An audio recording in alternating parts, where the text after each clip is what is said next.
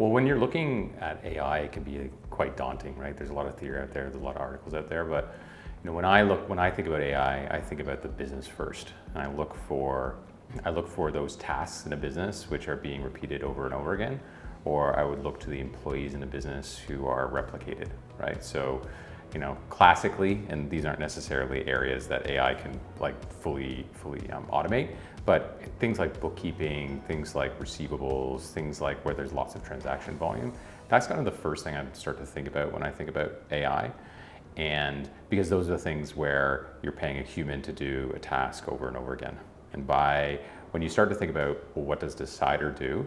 Decidr's first area that it can start to add value is looking at those repetitive tasks or those knowledge tasks in a business. Many businesses are actually shaped by the software in their company, and that software is just fields, right? It's fields and inputs.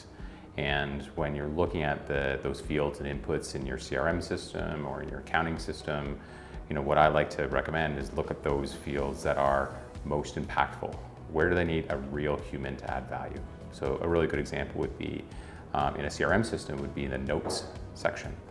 Notes are from when you have a meeting, all the things that may not have been recorded, what's in the room, what is the feeling, how did the vibe come from the sales interaction. But the first name and the last name and the date, those are things that AI can start to do, and they can probably do it a bit better than humans.